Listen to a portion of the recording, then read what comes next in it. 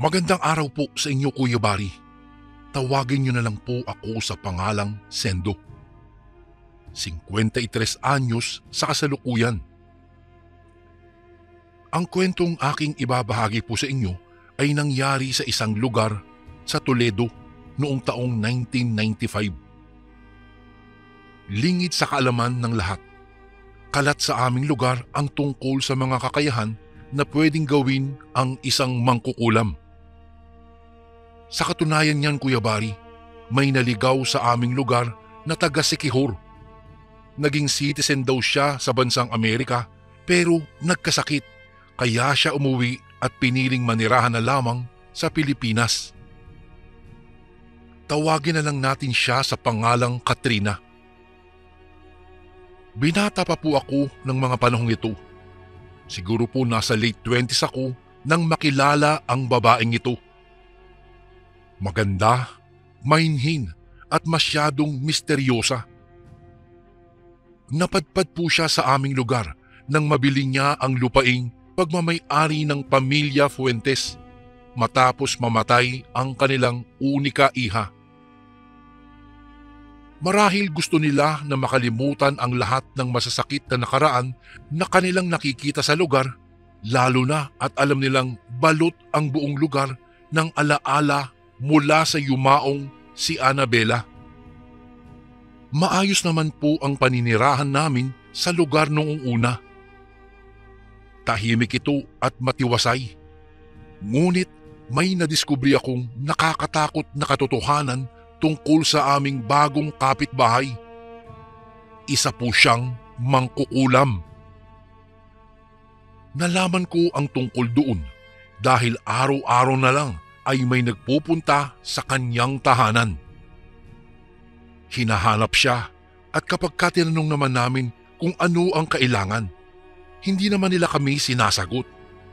Ang natatanggap lang namin ay bagong customer daw sila ni Katrina. Dahil hindi ako mapalagay, minsan ay nagtungo ako sa kanyang bahay at patagong minatyagan ang babae. Minsan ko kasi siyang nakita na may inuusal na banyagang mga lingwahe habang naglalakad sa kakahuyan. Hindi niya ako napansin kaya wala siyang kaalam-alam na pinagmamasdan ko siya. Hindi ko alam kung bakit dumadagong-dung ang kaba sa aking dibdib sa labis na takot. Para bang may laman ang lahat ng kanyang sinabi. Ganun pa man, pinili kong matyagan siya sa lahat ng kanyang ginagawa para malaman kung ano nga ba ang tinatago niyang lihim. Talaga pong nagdududa ako sa kanya, Kuya Bari. Ilang gabi akong pabalik-balik sa kanyang bahay. Nawiwirduhan ako sa ginagawa niya. Kinakausap niya ang sarili sa harap ng isang altar. May nakalagay na mga santo at rebulto pero hindi ko naman kilala ang mga ito. May kahawig pa nga ng Birheng Maria, ngunit hindi naman talaga ito yun. Ang buong pagkaakala ko, Kuya Bari, nababaliw na si Katrina. Pero hindi ko alam na may iba pala siyang kakayahang tinatago. Iyon ay ang pagtataglay niya ng kapangyarihang itim.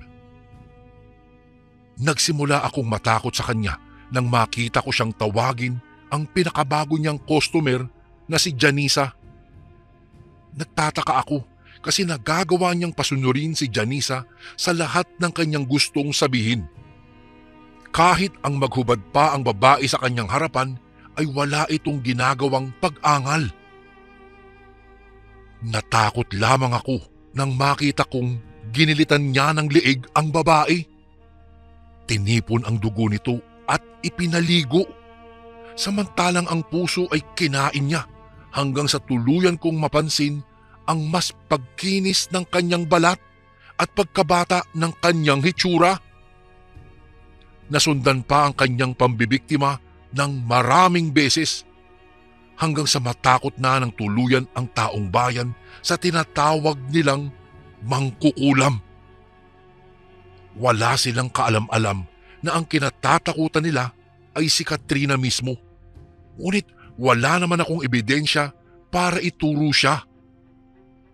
Hindi pa kasi uso ang mga gadget noon, Kuya Bari, kaya alam kong mamasamain ng lahat ang gagawin kong pagtuturo sa kanya.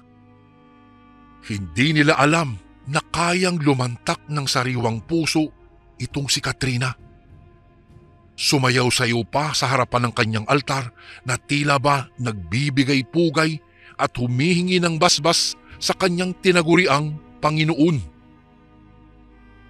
Maliban sa paggilit ng leeg ng mga taong napapagawi sa kanyang tahanan, may mga naging biktima na din siya sa nakahihindik na uri ng barang. Natuklasan ko naman ang tungkol doon nang minsang gabihin ako sa kalsada. Naglalakad ako pa uwi nang mamataan si Katrina na may pinagkakaabalahan sa daan. Sinagilahan ako ng takot pero hindi ko naman magawang tumakbo. Pakiramdam ko may kung anong lihim akong matutuklasan kapag nagtagal pa ako doon. Kaya naman, imbis na tumakbo, mas pinili kong manahimik at magmatiyag hanggang sa makita ko ng malinaw ang isang babae. Nakalaylay ang mahaba nitong saya na sumasayad na sa lupa. Nagkubi ako sa likuran ng mahahabang kawayan na may mayayabong na sanga at hinintay na makalagpas ang figura para lamang magulat nang makitang pumasok sa mismong bakuran ni Katrina ang taong aking namataan at lumibot sa likurang bahagi ng bahay ng babae. May daladala itong kandila at mukhang nagdarasal sa banyaga na namang lengguwahe. Naisip ko lang na baka kasamahan kaya ito ni Katrina, kaya humanap ako ng paraan para mas makita ito ng malapitan. Mukhang hindi naman ito magnanakaw dahil nakikita ko na nagdarasal siya. Lumabas ako sa aking pinagtataguan at kaagad na sinundan ang figura. Sa aking isipan lang, wala namang sigurong masama kung hulihin ko ang taong ito na may kahina-hinalang galaw. Alam kong matutuwa pa sa akin si Katrina at maipagmamalaki ako ng aking mga magulang dahil tumulong ako sa kapwa. Kahit ang totoo ay minamatyagan ko naman talaga itong si Katrina. Walang ingay na sumunod ako sa dinaanan ng babae. Nahagip ko pa nga ang laylayan ng kanyang saya na papasok sa likurang bahagi ng kusina. Ako man ay pagapang na lumapit doon saka sumilip sa bahagyang nakaawang na pintuan. Nagmumukha na rin akong magnanakaw pero wala akong pakialam. Ang mahalaga ay malaman ko kung ano ang kaugnayan ng estranghera kay Katrina. May nakasinding ilaw na itim na kandila sa buong paligid ng pinakabakuran. Sa pinakagitna ng espasyo ay may hugis bilog na simbolong nakaguhit kung saan nakapaloob ito sa isang malaking bituin. Inaninag ko ng mabuti ang aking nakita. Napatutop ang aking bibig nang mapagtantong ang babaeng akala ko ay estranghera ay si Katrina pala mismo. Sa tabi niya ay may kahong nakabuyangyang ang laman. May mga garapon, may tela, may bungo, may mga insektong nakalagay sa bawat botelya at mga langis. Sa kabilang bahagi naman ay isang lutuan kung saan may malaking kawa na kumukulo ang laman. May mga manikang nakasabit, litrato ng kung sino-sinong tao at mga karayom. May malaki at makapal namang libro sa gitna kung saan ito ang pinagkakaabalahang binabasa niya. Natutup ko ang aking bibig dahil sa labis na takot. Hindi ko alam kung dapat ba akong mapanatag pa sa aking nakikita, lalo na't hindi na normal ang mga bagay na nakikita kong ginagamit niya. Hindi ko sinasadyang makalikha ng ingay, kaya halos mapaihi ako sa labis na takot nang matapakan ko ang isang tuyong kahoy sa aking paanan. Naging marahas ang paglingon ni Katrina at nasilayan ko ang kanyang malapusang mga mata. Napalunok ako. Pakiramdam ko, Kuya Bari, natuyuan ako ng laway sa aking nakita. Para bang isang hindi tao si Katrina base sa kanyang hitsura. Kaya naman, abot-abot ang aking dasal na sana ay wag niya akong makita. Wala naman talaga akong intensyong guluhin siya. Ang gusto ko lang naman ay malaman kung ano ba ang totoong lihim niya dahil kinikilabutan talaga ako sa kanyang ginagawa. Maya-maya lang, dinampot niya ang isang litrato ng babaeng kilala ko. Si Ana. Taga-baryo po ang babaeng iyon at sa pagkakaalam ko ay kabit ng aming kagawad. Hindi ito alam ng kanyang asawa dahil wala namang naglalakas loob na magsumbong. Ewan ko lang ngayon kung natuklasan na ba niya dahil nakita ko ang misis ni Kagawad sa bakuran ni Katrina kahapon at may iniabot na sobrang mukhang makapal ang laman. Nakapikit ang mga mata ni Katrina habang hawak-hawak niya ang librong kulay itim at paulit-ulit na binibigkas ang mga salitang tila ba hangin lang ang nakakaintindi. Mas lalong nanlamig ang aking kaibuturan. Naramdaman ko talaga ang pamamasa ng aking salawal. Tanda na napaihinga ako sa labis na takot. Napakrus ako habang naririnig ang paulit-ulit niyang pag-usal ng mga banyagang salita hanggang sa marinig ko ang banayad na ihip ng hangin. Mula sa mahina hanggang palakas ng palakas. Nangangalit habang iwinawasiwas ang bawat sanga ng malalaking punong nagsisilbing hamog niya sa maliwanag na buwan. Pakiramdam ko tuloy, nagkaroon si Katrina ng una, ikalawa at ikatlong boses hanggang sa mapansin kong mukhang maraming boses na ang bumubulong, gayong mag-isa lamang siya sa bakuran. Bawat kataga ay nagdadala talaga ng kakaibang kilabot na nagpapatindig ng aking mga balahibo. Kasabay ng napansin kong pagdilim ng paligid ay ang sabay na pagkamatay at muling pagsindi ng mga kandila sa kanyang paligid. At ultimong pagkagat ng lamok ay hindi ko na magawang iwaksi sa takot na baka mapansin niya ako. Nanginginig sa takot, natutup ko na ang aking bibig habang pinagmamasdan siyang dinampot ang makinis na punyal na yari sa ginto at iginuhit ang talim nito sa kanyang palad. Napapikit ako ng mariin nang makitang pumatak ang kulay pulang likido sa litrato at librong magkatabi. Nang makita kong mukhang patapos na ang kanyang ritual, kaagad akong humakbang palayo. Maingat sa una at halos hindi humihinga. Ngunit nang makalagpas na ako sa kanyang teritoryo, ay halos maiwan ko ang aking kaluluwa sa pagkaripas na wala ng lingunan pa mula sa aking pinanggalingan. Kinabukasan ay nagkakagulo ang lahat nang may mangyaring isang nakakahindik na bagay kay Ana.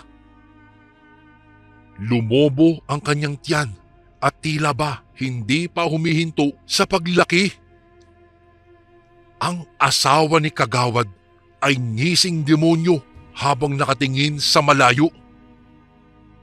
Palagi niyang sinasabi ang mga salitang buting araw at nakarma kaagad ang haliparot. Mas lalong lumakas ang kutob kong may kinalaman nga ang ginang sa nangyayari kay Ana. Ang huli naman ay umiiyak, pumapalahaw sa sakit dahil sa nangyayari sa kanyang tiyan. Anya, pahigpit ng pahigpit daw ang kanyang tiyan at mukhang mapupunit na ang kanyang balat. Hindi ko alam kung dapat ko bang sabihin kinulam siya ni Katrina. Siguro mabilis umepekto ang kanyang ginagawa kaya tinamaan kaagad si Ana. Walang ano-ano, nagsigawan ang lahat ng nagsisiusyosong tao nang pumutok ang tiyan ni Ana.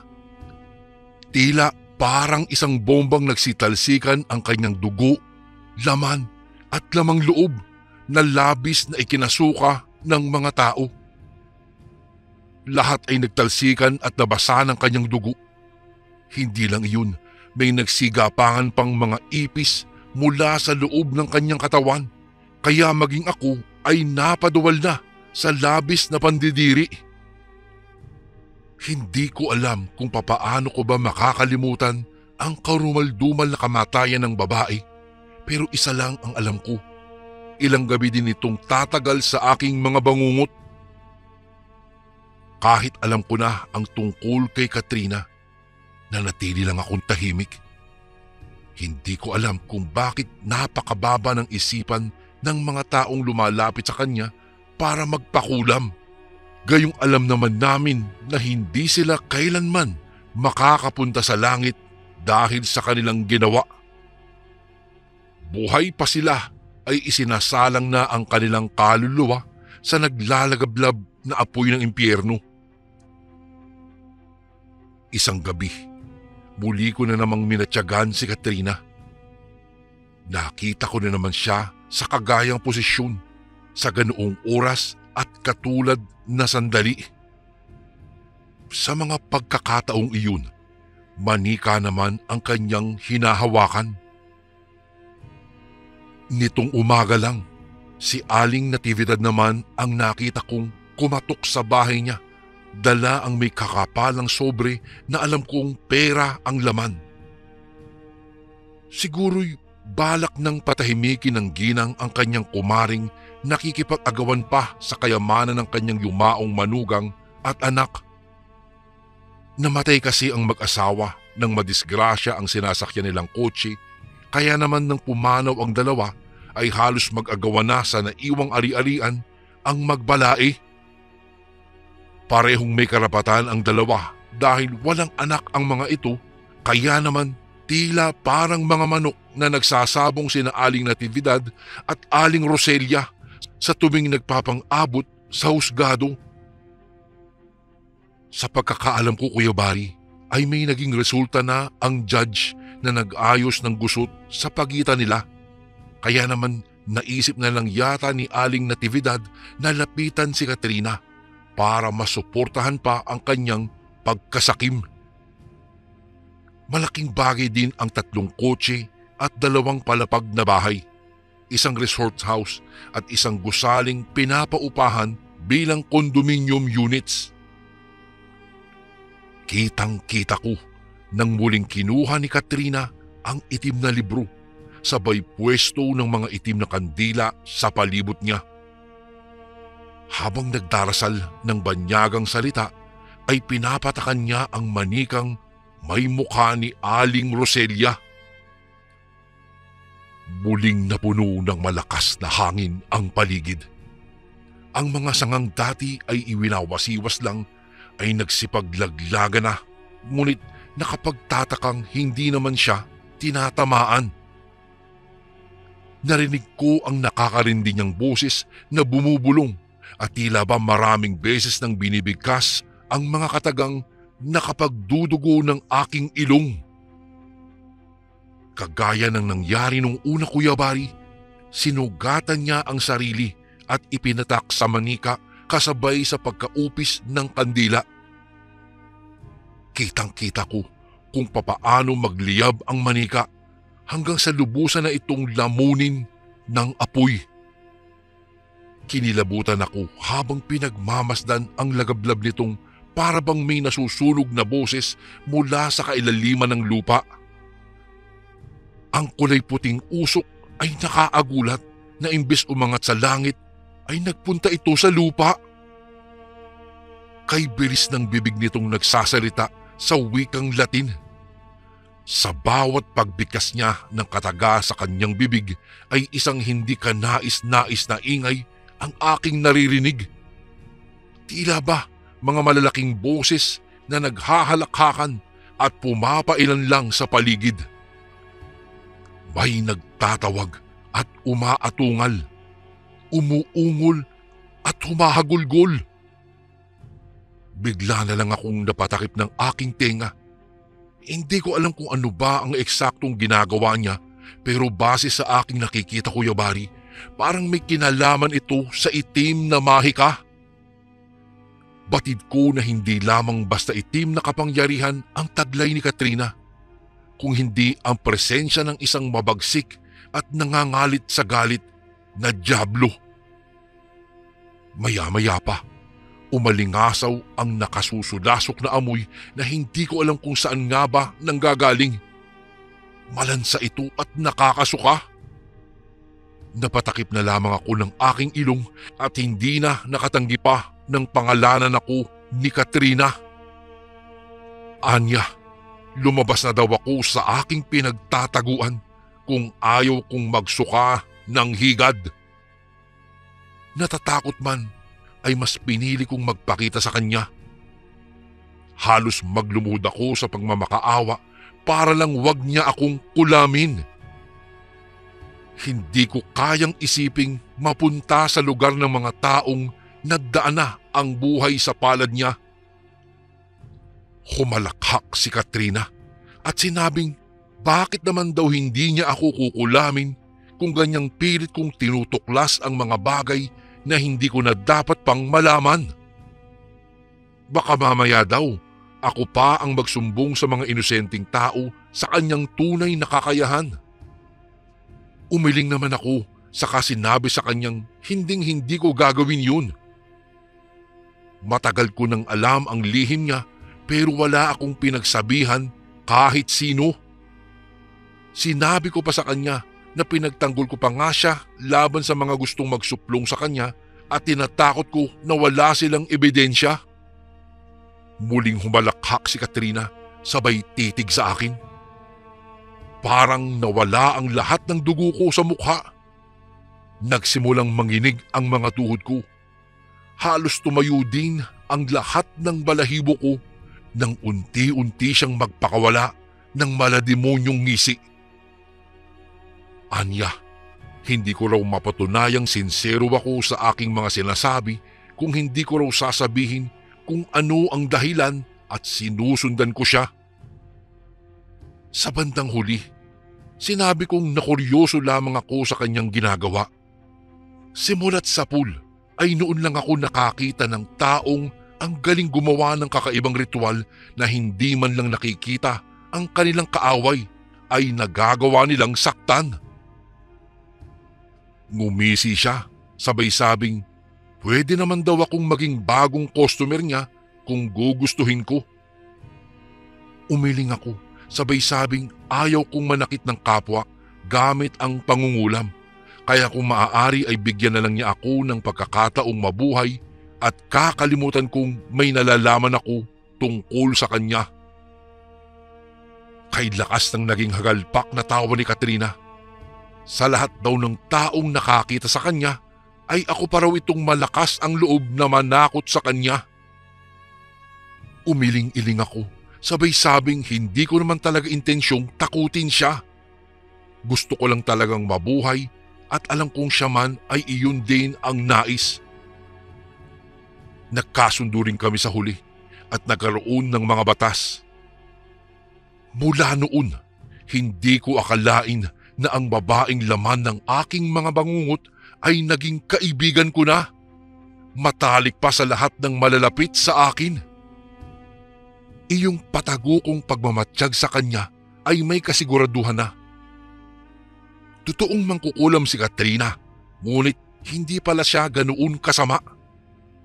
At umamin siya sa akin na isa siyang hukluban, kaya unang pagkakataon kong makakilala ng isang mangkukulam na mahigit 100 na ang edad. Hindi ko ipinakita at pinaramdam kay Katrina na kakaiba siya sa lahat. Itinuring ko pa rin siyang normal na tao kagaya ko.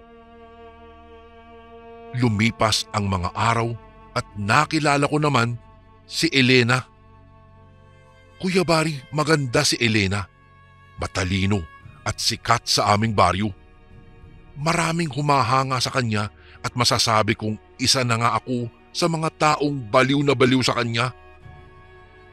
Wala akong magagawa para pigilan ang nadarama ko para sa kanya. Talagang kakaiba itong si Elena. May katangian siyang gustong-gusto ko. Kaya naman, tila para akong isang asong buntot ng buntot sa kanya. Sa katunayan yan, sinagot niya ako kahit ang sabi niya, wala siyang gusto sa akin. Madalas ko siyang ikwento kay Katrina. Tanging nakahihindik na ngisi ang kanyang iginanti sa akin. Sabi pa niya, pwede naman niya raw gayumahin si Elena para magkagusto sa akin. Umiling ako. Sinabi ko sa kanya na hindi ko naman hinahangad ang peking pag-ibig. Gusto ko sanang mangyari na magmahalan kami ni Elena dahil talagang iyon ang nararamdaman ko. Kung gaano ko siya kagusto, ay siya namang ikinaiirita ni Elena sa akin ng husto. Ayaw niyang sinusundan ko siya, ni ayaw niyang ipinangangalandakan ko sa lahat ang matinding paghanga ko sa kanya. Ewan ko ba kung bakit parang galit yata siya sa akin. Walang pakialam na sinuyo ko siya at idineklara sa lahat ng aking mga kakilala na siya ay aking mahal. Nagalit ng matindi sa akin si Elena at ipinagtabuyan ako. Basta na lamang siyang nagsisigaw at sinabing ipapabugbog niya ako na hindi ko naman talaga sineryoso. Nang umuwi akong mag-isa kinagabihan, hindi na ako nakapalagpa nang abangan ako ng 4 na kalalakihan. Binugbog nila ako, sinugatan at ibinagok ang ulo sa simento. Naghihingalo na ako nang iwanan nila ako sa madilim na lansangan. Nag-iisa at walang karamay. Kaya naman halos gumapang ako pauwi para lang wag abutan ng kamatayan sa daan. Sa kalagitnaan ng aking paghihirap na akala ko ay wala na akong pag-asa, dumating si Katrina. Hindi ko alam kung papaano niya ako dinala sa bahay niya. Basta't nagising na lamang ako na nakatunghay siya sa akin habang ginagamot ang lahat ng aking mga sugat na natamo.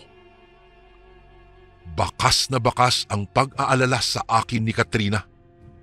Tila ba nalulungkot siya sa aking sinapit kaya nahihiya akong inilihis ang aking tingin at hindi na siya tinitigan pa. Anya, dapat daw ay nilayuan ko na si Elena nung una pa lamang. Gaano daw ba ako kamanhid para wag mahalatang pinaglalaroan lang ako ng babae? Umiling ako saka sinabi sa kanya na mahal ko si Elena pero nagalit si Katrina. Anya, niloloko lang daw ako ni Elena. Nagmumukha siyang walang kasintahan ngunit ang totoo, may asawa na pala ito. Iniwan lang pala ng babae ang asawa niya sa Maynila para umuwi sa probinsya nang sa ganun ay masundan ang mana ng kanyang tiyahing kinilala niya bilang mga magulang. Malupit daw itong si Elena. Ilang lalaki na daw ang pinaiyak nito. Tinawanan ko lamang ang mga naririnig ko mula sa kanya. Nagpaalam ako sa kanya na gagawin ang gusto ko at hindi niya ako mapipigilan. Pagak akong tumawa, sabay sabi kay Katrina na kaya kong paiyakin din si Elena. Bumangon ako at sinabi sa kanya na aalis na ako at babalikan si Elena. Tingnan lang namin kung hindi siya iiyak mamaya kapag nakita niya ako. Malakas ang loob na naglakad ako kahit nanghihina. May narinig akong hagikgikan sa paligid o nasa gitna na tila ba kinukutya ako ngunit hinayaan ko lamang ito. Mas pinakikiramdaman ko ang boses na nasa aking likuran na habang tumatagal ay papalapit ng papalapit sa akin at bumibigat na ang kanyang paghinga na animoy hinihingal. Makailang ulit kong naririnig ang boses na pinagsasabihan akong tumigil na sa pagpunta at hayaan ang babae. Ang aking dibdib naman ay animo mabibiyak na sa sobrang lakas ng kalabog. Ngunit binaliwala ko lamang ito. Nilagpasan ko ang aming bahay at dumiretso ako sa talahiban. May shortcut doon papunta sa tahanan ni Elena. Naabutan ko siyang kahalikan si Romel, ang isa sa mga bumugbog sa akin. Mapangutya ko silang pinagtawanan. Namewang naman ang lalaki sa harapan ko. Gusto daw niya si Elena pero nagsisilbi akong harang sa kanilang pagkakagustuhan. Baka naman daw pwede ako magparaya at wag nang sundan si Elena pa kung ayaw ko raw mabugbog ulit. Hindi ko nagustuhan ang sinabi ni Romel. Para kasing napakababa na lang ng tingin niya sa akin. Sino ba siya para sabihin sa akin ang bagay na iyan? Para sa akin, hindi na makatarungan ang sinasabi niyang mga bagay lalo na't kapag siya lang naman ang magiging masaya. Isa siyang makasarili at ayaw ko sa mga taong ganoong mag-isip. Sa pagkakataong iyon, nagkasuntukan kami. Ngunit hindi patas ang nangyaring labanan dahil nakitulong si Elena sa pananakit sa akin. Dumampot siya ng bato at hinayaan ang sariling batuhin ako. Dahil sa kanyang iginawi sa akin, luhaan akong bumalik kay Katrina. Ibinigay ko sa kanya ang lahat ng naipon ko at sinabing ako na ang magiging panibago niyang customer para kulamin lamang si Elena. Gumisi si Katrina. Alam kong natuwa siya sa sinabi ko. Masyado akong nabulag sa aking galit kahit alam kong mali naman talaga ang ginagawa kong pakikipagpilitan ng sarili ko sa iba. Ilang katagal lamang ang narinig ko at hinayaan na ako ni Katrina na makatulog. Kinaumagahan, nagulat na lang ako. Unang nasagap naming balita ang pagkakatagpo sa bangkay nina Elena at Romel sa talahiban. Malamig na bangkay at ginagapangan pa ng napakaraming insekto ang kanilang buong katawan.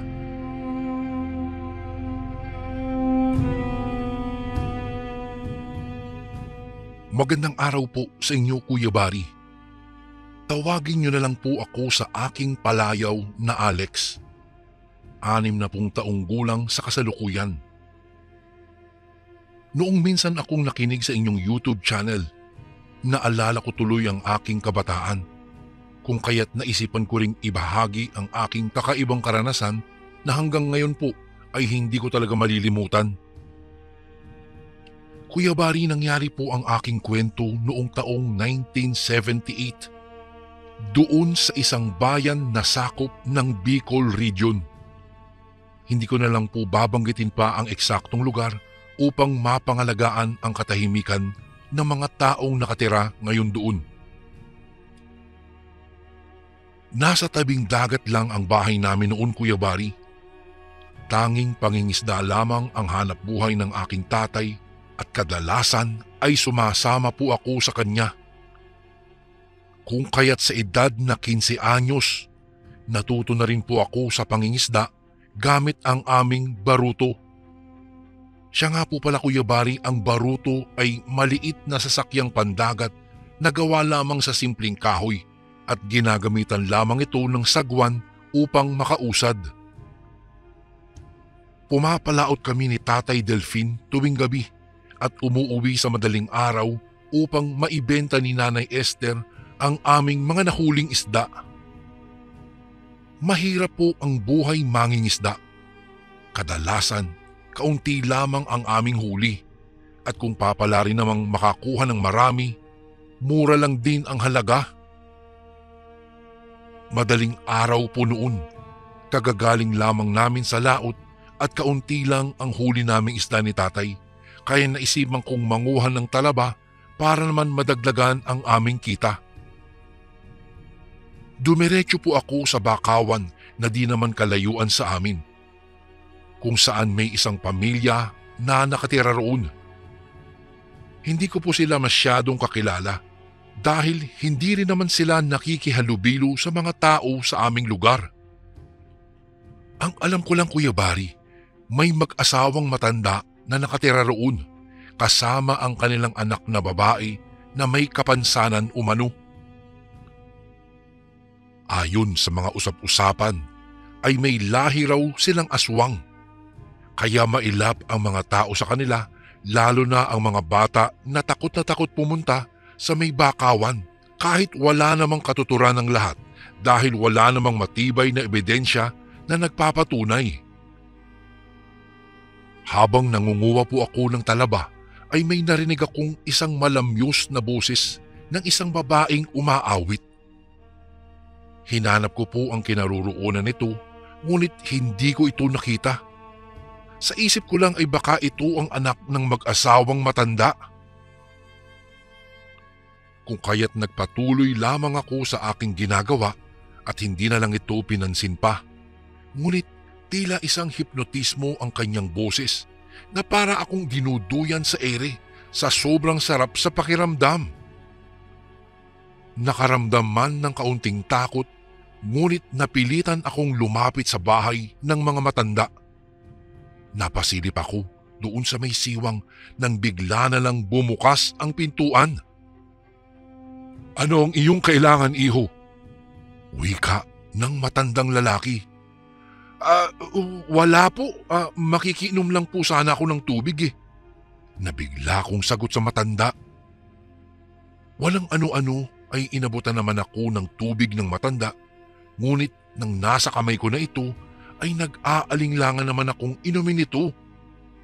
Sinabi kasi ng aking tatay na wag akong basta-bastang makikiinom kapag hindi ko kabisado ang tao dahil baka may taglay itong lason. Pero dahil sa ako ang kusang humingi ay napilitan akong inumin ito. Nais ko pa sanang hanapin ang may-ari ng napakagandang boses, ngunit napilitan na lamang akong umuwi. Hindi na kasi ako napakali sa mga oras na iyon.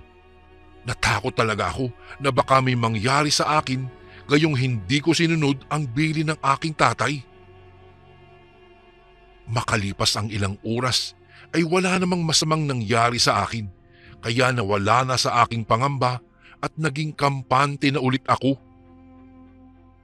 Hindi ko na lamang ito ikinuwento sa aking ama dahil tiyak kong pagagalitan lamang niya ako. Nang sumunod na pagkakataon, Kuya Bari, kaunti pa rin ang huli namin ni tatay, kaya muli na naman akong bumalik sa bakawan upang manguha ng talaba. Pero hindi lang iyon ang aking sadya. Gusto ko talagang hanapin ang may-ari ng napakalamyos na boses. Pagkadating ko doon ay ibang kaganapan ang aking nadatnan. May nakita akong 3 kalalakihan ang namumutol ng mga puno ng bakhaw na walang pahintulot mula sa matanda. Nakita kong nagalit ang matandang lalaki dahil siya umano ang nagtanim ng mga punong iyon. Ngunit hindi siya pinakinggan ng mga lalaki. Sa halip ay itinulak pa siya ng isang lalaki. Umawat naman ang matandang babae, ngunit pati siya ay iwinaksi rin at natumba. Dali-dali akong lumapit sa kanila. Hindi ako nagdalawang isip sa pagsita sa mga lalaki. Tumawa naman sila dahil nayayabangan umano sila sa akin. Agad akong ginawaran ng isang malakas na suntok ng isang lalaki, ngunit mabilis ko namang nailagan. Sa pagkakataong iyon, lumaban ako sa lalaking sumuntok sa akin, ngunit nang nakita ng dalawa niyang kasama na nahihirapan na ito, ay doon na nila ako pinagtulong-tulungan. Halos hindi na ako makagalaw noon dahil mahigpit akong hinawakan ng 2 lalaki, habang ang isa naman ay walang tigil sa pagsuntok sa aking mukha. Hindi ko na nga alam kung anong mga sumunod na nangyari noon dahil halos nawala na ako ng malay. Nagulat na lamang ako nang biglang lumakas ang hampas ng alon na nagpabasa sa amin. Pagkatapos ay kumaripas ng takbo ang tatlong kalalakihan na tila takot na takot. Nang nakaalis na sila, ay pinatuloy naman ako ng mga matatanda sa kanilang munting barong-barong at ginamot ang aking mga natamong sugat at pasa. Hindi ko alam kung anong uri na halamang gamot ang kanilang ginamit. Basta ang napansin ko na lamang, Kuya Bari, ay unti-unting nawawala ang mga pasa ko sa aking mukha. Nagpasalamat din sila sa akin dahil raw sa kabutihang asal na aking ipinamala sa kanila. At bago ako umalis, nagpakilala sila sa akin, Kuya Bari. Ay, iho, maraming salamat sa pagtulong mo, ha. Siya nga pala, ako nga pala si Teodoro at ito naman ang aking asawang si Magda. Wika ng matandang lalaki. Kami ay humahanga sa iyong kabutihan, iho. Kaya bilang ganti ay ibibigay namin sa iyo ang aming basbas. Wika naman ni Aling Magda. Ako, salamat po sa inyo. Maski sino man po ay gagawin yun. Siya nga po pala may anak po ba kayong babae? Bigla kong naitanong. Meron, iho. Pero wala siya dito dahil paminsan-minsan lamang siya umuuwi. Wika ng matandang lalaki, pero nagtataka ako kung papaano ito makakaalis gayong may kapansanan nito. Ay, ganun po ba? Ganyan, kanino po yung napakalamyos na boses po na naririnig ko kahapon? Pagtatakang tanong ko sa kanila. Ha? Aling boses? Ay wala naman kaming naririnig, iho, ah. Wika ng matandang lalaki at nagkatinginan sila ng kanyang asawa. Dahil sa kanilang sagot ay hindi na ako nagtanong muli. Saktong bukang liwayway na noon kaya nagpaalam na akong umuwi, Kuya Bari. Walang kahit isang galos at pasa mula sa pagkakabugbog sa akin ang makikita sa aking mukha at ako'y talagang gulat na gulat. Matapos yun, pinabaunan pa nila ako ng napakaraming talaba na ikinatuwa naman ng aking ina. Ngunit simula din noon ay muli na namang napukaw ang paratang ng mga tao sa mga matatanda na may lahi umano itong aswang dahil iyon raw ang kwento ng tatlong kalalakihan. Ang mga nangyari ay hindi ko na itago sa aking mga magulang. Galit na galit ang aking tatay sa mga bumugbog sa akin, ngunit sabi ko ay hindi naman ako napaano kaya madali ko lang nalusutan ang aming usapan. Sa kabilang banda, hindi pa rin nagkulang ng paalala ang aking tatay tungkol sa mga haka-haka laban sa pamilya na nakatira sa Bakawan. Ngunit mariin kong sinabi kay tatay na hindi sila mga masasamang tao, lalong-lalo na hindi sila mga aswang. Lumipas ang ilang linggo. Paparating ang kabilugan ng buwan noon kaya ayaw nang pumalaot ng aking tatay dahil mas lalong mailap ang isda tuwing maliwanag daw ang buwan. Nasayangan nga ako dahil sa panahong ganyan ay mahal ang presyo ng isda dahil iilan lang ang mga mangingisda na pumapalaot. Hindi ko alam, Kuya Bari, kung bakit sa mga oras na iyon ay para akong tinatawag ng karagatan. Kaya agad akong pumunta sa dalampasigan at itinulak ko ang baruto sa may tubig. Masigla akong sumakay sa aming baruto at pumalaot na hindi alam ng aking mga magulang. Mas lalo akong ginanahan dahil sa sigla ng liwanag na dulot ng buwan. Pagdating ko sa laot ay sinubukan kong ihagis ang dala kong lambat. Sa isip ko, may kukubit man o wala ay ayos lang. Total alam ko naman sa ganitong panahon na maliwanag ang buwan ay mailap talaga ang mga isda. Makalipas lamang ang ilang sandali, sinubukan kong hilahin ang lambat at laking gulat ko na lamang nang halos hindi ko ito mahila sa sobrang bigat. Nagtaka man ako kung anong nangyari, ngunit sinubukan kong hilahin itong muli. Noong unay ramdam ko ang bigat nito, ngunit kalaunan ay tila sumabay na ito sa aking galaw na tila ba may tumutulak nito pa itaas at nang malapit na ito, tumambad sa akin ang napakaraming isda. Halos napuno ang aking baruto sa sobrang dami nito kaya hindi ko na hinintay pa ang bukang liwayway at umuwi na kaagad ako. Habang nilisan ko ang laot, naramdaman kong tila may nakasunod sa aking baruto. Nang minsan akong lumingon, nakita ko ang isang tila napakalaking isda dahil sa napakalaking buntot nito, pero ilang minuto lang ay kusa rin naman itong umalis. Pagdating ko sa dalampasigan, agad akong bumaba at tinawag ang aking tatay at nanay na noon ay natutulog pa. Nang narinig nila ang aking boses, agad naman silang bumangon. Ibinalita ko sa kanila ang nangyari pagkatapos ay sabay naming tinungo ang baruto. Hindi talaga makapaniwala ang aking mga magulang sa dami ng nahuli kong isda, Kuya Bari.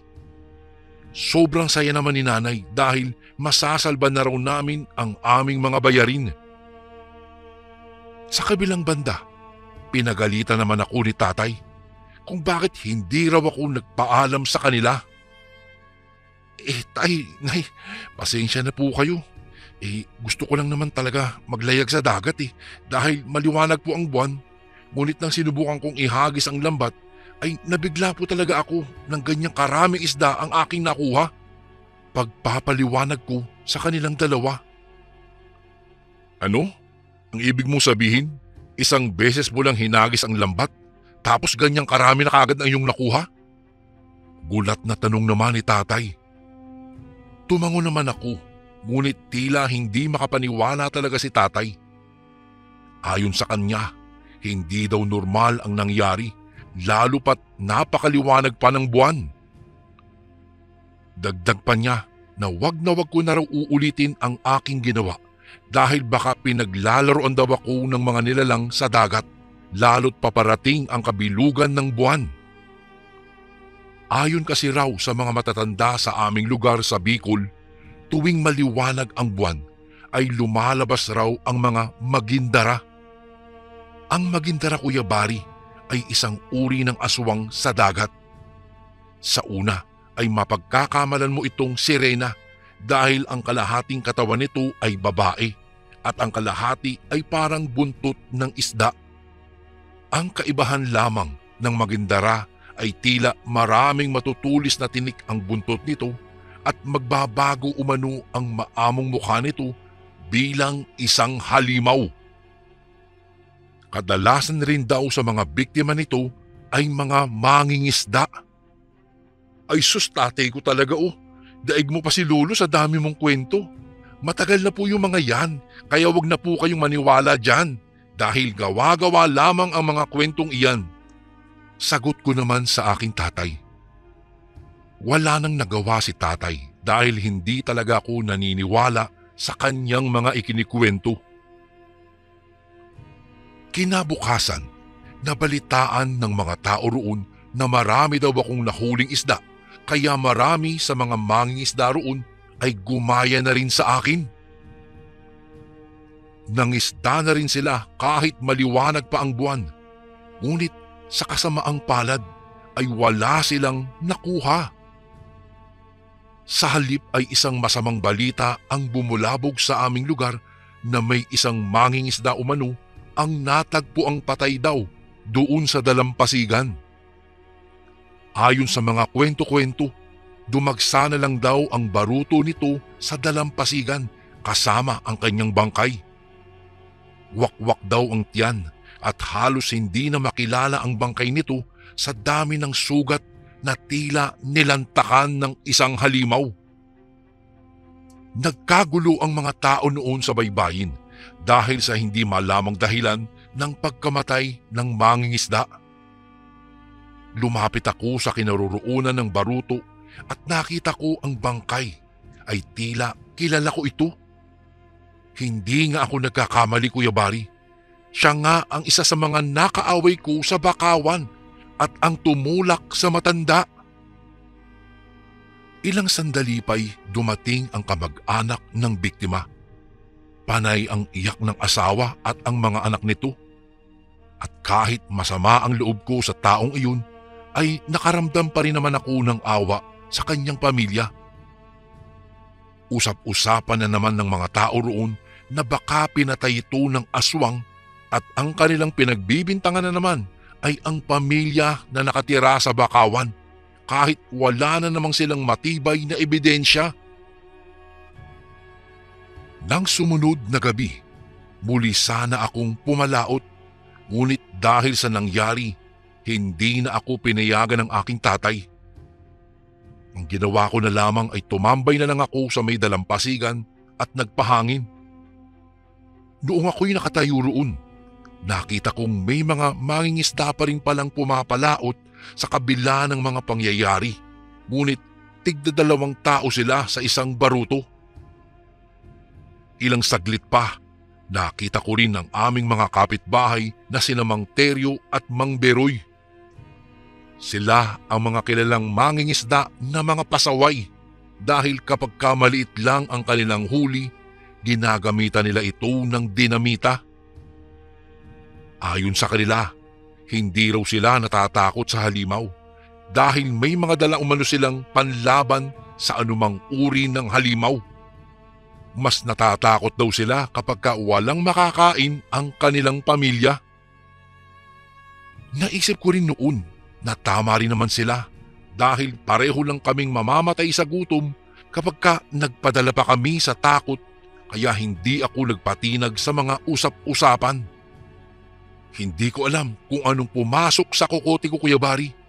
Itinulak ko ang baruto sa dagat, pagkatapos ay pumalaot rin ako na hindi na naman alam nila nanay at tatay. Pagdating ko sa laot, agad kong hinagis ang aking lambat. Wala pang 5 minuto, nakita kong nagsisitalunan na ang iba't ibang uri ng isda. Wala pa ring pagbabago. Napakaraming isda pa rin ang aking nahuli, kaya wala pang madaling araw ay umuwi na ako. Pag uwi ko ay naroroon na ang aking tatay at nanay sa dalampasigan dahil naghihintay pala sila sa akin. Habang naroroon pala ako sa laot, hindi na pala napanatag ang kanilang isipan. Laking pasasalamat na lang nila na walang masamang nangyari daw sa akin. Halos hindi na naman makapaniwala si tatay sa sobrang dami ng isda na aking nahuhuli dahil imposible na naman umano ito. Dagdag pa niya, baka raw nagugustuhan na ako umano ng nilalang doon sa karagatan. Tay, hindi naman imposible po ang sinasabi mo dahil tingnan niyo naman po ang anak niyo, kamukhang kamukha ni Fernando po. Pabiro kong wika sa kanya, ngunit sa halip na tumawa ay nagalit ito. Alex, hindi ako nagbibiro.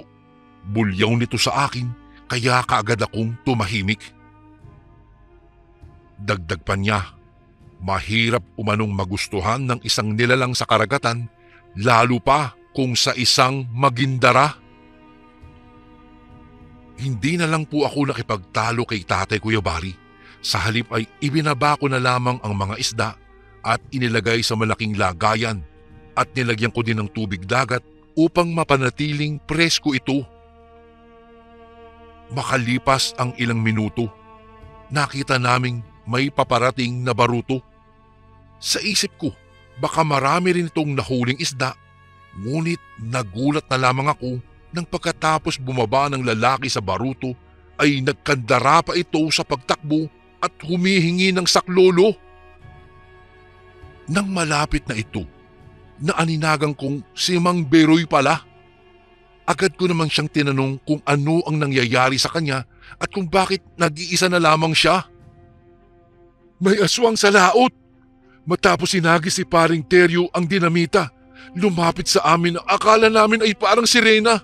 Ngunit Nagulat na lang ako at bigla na lang itong naging isang halimaw at walang awang pinatay si paring Teryo. Hindi pa ito nakontento at nilantakan pa nito ang kanyang lamang loob. Natatarantang wika ni Mang Beroy. "Ah, paano ka nakatakas, Beroy? Gayong magkasama kayo?" tanong ni tatay sa kanya. "Oo, magkasama nga kami.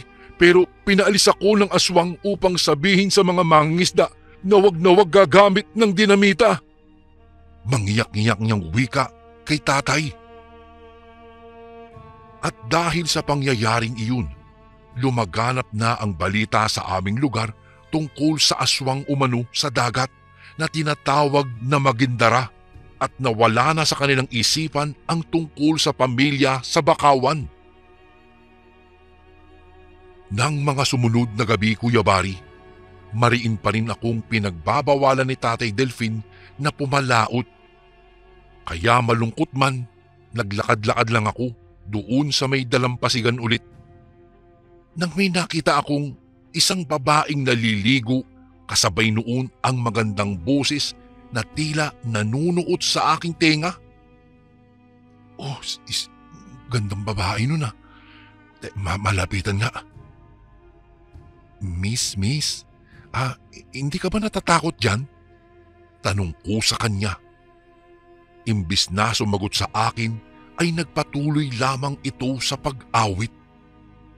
Kuya Bari, napakalamyos ng kanyang boses na tila ba tinatangay ako patungo sa tubig.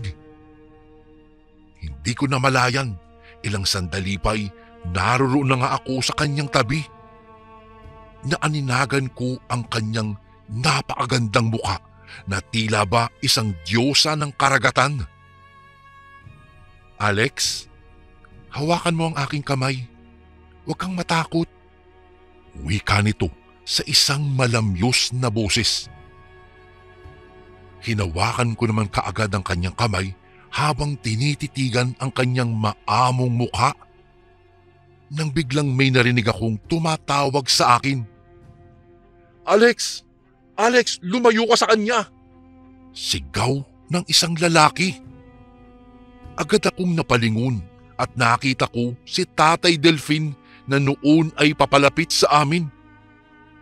Agad naman akong iniwan ng babae at lumangoy pailalim. Noon nakita ko na mayroon siyang buntot na katulad ng isang isda. "Anak, ang babaeng iyon ay isang Magindara!" sigaw ni tatay. Ngunit tila napako lang ako sa aking kinatatayuan. Lumapit si tatay sa akin at hinilan niya ako papunta sa dalampasigan at sumunod naman ako na wala sa katinuan. Tila naririnig ko pa rin ang pag-awit ng babae at hindi lang iyon, may sinasabi pa siya sa akin. Sabi niya ay hintayin ko raw siya. Hindi ko alam, Kuya Bari, kung bakit naririnig ko pa rin siya sa aking isipan, gayong wala na siya sa paligid. Alex, ano ba nangyayari sa'yo?" Bulyaw ulit ni tatay na siyang nagpabalik sa aking katinuan. Tay? Wala po, tay. Parang inaantok na ako." Tanging naisagot ko na lamang, kaya hinikayat na niya akong umuwi at sinabing wag na akong babalik muli sa dagat dahil tiyak na nagkakagusto raw sa akin ang Magindara. Matagal bago ako nakatulog noon, Kuya Bari. Ngunit kinaumagahan, nagising na naman ako sa ingay dahil may isang baruto na naman daw ang dumagsa at may sakay na 2 bangkay. Wak-wak umano ang mga tiyan nito at puno ng sugat ang buong katawan na halatang pinapahirapan muna bago pinatay. Agad naman akong lumabas at dumalo sa nagkakagulong mga tao at nang nakita ko ito ay hindi ako nakakibo dahil nakita kong ito ang 2 pang lalaki na nakalaban ng mga matatanda doon sa Bakawan at ang bumugbog rin sa akin. Narinig ko pa ang usap-usapan ng mga tao na Magindara umano ang pumatay sa mga ito dahil sa estilo ng kanilang pagkamatay. Hindi na lamang ako sumali pa sa kanilang usap-usapan, ngunit sumagi rin sa aking isipan kung ano ang koneksyon ng Magindara sa pamilya na nakatira sa Bakawan. Kung sino ang nagligtas sa akin sa panahong binugbog ako doon at kung bakit nagsitakbuhan na lang ang tatlong mga lalaki at hanggang umabot sa punto na pare-pareho na silang namatay. Nang sumunod na gabi, mas lalong hindi na talaga ako pinayagan ni tatay na pumalaot muli dahil natatakot na raw sila na baka balikan daw ako ng Magindara. Matutulog na sana ako nung Kuya Bari nang bigla akong nakarinig muli ng isang malamyos na boses. Hindi ko alam, ngunit tila isang hipnotismo ang kanyang boses at bigla na lamang akong tinangay papunta sa dalampasigan. Agad akong lumusob sa tubig at doon naghihintay sa akin ang isang napakagandang dilag. Dara ang aking pangalan. Wika nito, ngunit hindi naman bumubuka ang kanyang bibig. Dara? Napakaganda mo. Wika ko, at hindi ko alam kung bakit kami nagkaunawaan gayong hindi bumubuka ang kanyang bibig. Kinakausap kita sa aking isipan, kaya kahit nasa malayo ka, maririnig mo pa rin ako. Wika nitong buli. Nang mga sandaling iyon, Kuya Bari, hindi ko na alam na may nagmamasid pala sa amin. Minamanmanan na pala ako ng ibang mga mangingisda. Nang bigla na lang, may mga kalalakihan na biglang lumusob sa tubig. Lahat sila ay may daladalang mga matutulis na bagay. Yan! Patayin ang salot na Magindara! Sigaw ng isa na namumuno sa pag-atake. Agad namang nakita ito ni Dara at noon ay mabilis na lumangoy pailalim. Matagal bago ako nakakilos, ngunit nakita ko silang hinahabol si Dara pero hindi nila ito naabutan. Ilang sandali pa'y naroroon na kaming lahat sa dalampasigan. Doon ay pinagtulungan nila akong imbestigahan, ngunit hindi ako nagsasalita. Isa lang ang sinabi ko, wala akong alam. Simula ng pangyayaring iyon, Kuya Bari, hindi na nagpakita sa akin si Dara dahil nag-aabang na ang mga mangingisda upang siya ay patayin. Ilang gabi rin akong hindi nakaalis ng bahay dahil binabantayan na ako ng aking mga magulang. Ngunit isang hating gabi, nagising na lamang ako sa isang napakagandang himig. Bumangon ako na walang alam ang aking mga magulang. Sinundan ko ang tinig hanggang ako'y nakarating sa Bakawan. Sa panahong iyon ay malaki ang tubig. Nakita ko siya sa may bahay ng mga matanda. Pagdating ko doon ay naroon din ang mag-asawa kasama si Dara. Sa aking pagdating ay hindi naman nagulat ang matanda. Tinawag nila ako. Dahan-dahan akong lumapit sa kanila at nagkwento na ang matandang lalaki. Doon ko palang napag-alaman na ang kinikilalang anak pala ng mga matatanda ay si Dara na isang Magindara at hindi totoong may anak silang may kapansanan. Ayon sa matandang lalaki, wala ng mga magulang si Dara dahil pinatay na umano ang mga magulang nito ng mga mapang-abusong mangingisda. Muntik na raw ding mapatay si Dara noon, ngunit itinago niya ito sa Bakawan kaya hindi ito natagpuan ng mga mangingisda at inakalang lumayas na ang Magindara sa aming lugar. Dagdag pa ng matanda na hindi naman talaga masama o salot ang Magindara. Sila umano ang bantay sa karagatan laban sa mga mapang-abuso nito. Nang walang ano-ano, biglang dumating ang maraming kalalakihan. Hindi ko alam na nakasunod pala sila sa akin. Doon ay pinagtulungan nilang hulihin ang Magindara.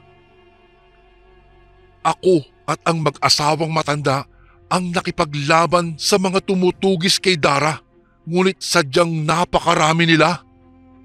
Hinawakan ako ng ibang kalalakihan at ganun din ang mga matatanda. Nakita kong lumalaban si Dara, ngunit hindi na niya kinaya pa dahil pinagtulungan na siyang hampasin ng mga ito. Ilang sandali pa'y bigla na lamang bumuhos ang napakalakas na ulan kasabay ng napakalakas na hangin. Bigla ring tumaas ang tubig kaya lahat kami ay nagsitakbuhan. Sinubukan kong iligtas ang mga matatanda, ngunit ayaw nilang iwanan si Dara. Agad ko namang naisip si nanay at tatay, kaya kaagad ko silang pinuntahan. Pagdating ko doon ay abot bewang na ang tubig, kaya wala na kaming sinayang na panahon. Agad kaming lumika sa mataas na lugar na walang dala kahit isang damit. Maya-maya pa'y nasa malayo na kami habang tanaw-tanaw namin ang aming lugar na tuluyan ng nilamon ng tubig. Hanggang sa kinabukasan, hindi pa rin humupa ang tubig, pero nakita naming walang natira kahit isang bahay na naiwan sa aming lugar. Tila ba isang kislap ay naglaho ang lahat. Marami ang namatay. Marami ang mga naulila at nauwi sa walang-wala. Makalipas ang ilang araw, nagsitayo muli ng bagong barong-barong ang mga taong naiwan roon. Samantalang sina tatay ay nakapagdesisyon ng doon na kami titira sa lugar ng kanyang mga magulang. Kung kaya't tuluyan na naming nilisan ang aming tinitirhan, bit-bit ang di makalimutang karanasan. Hindi ko man nakitang muli ang Magindara, ngunit isa lang ang hinihiling ko noon, na sana ay nakaligtas siya. Kuya Bari, dito ko na po tatapusin ang kwentong hinding-hindi ko na malilimutan habang nabubuhay pa ako. Salamat po kung sakaling mabasa niyo po ito sa mga darating na araw. Ang inyong bagong kasundo na lubos na gumagalang, Alex. And again, maraming salamat po mga kasundo. Don't forget to subscribe and i-click nyo lang po yung bell na button para updated po kayo sa mga upcoming videos namin na paparating. Maraming salamat po ulit. God bless and ingat po lagi dyan. Ito po si Kuya Bari at ako ang Sundo.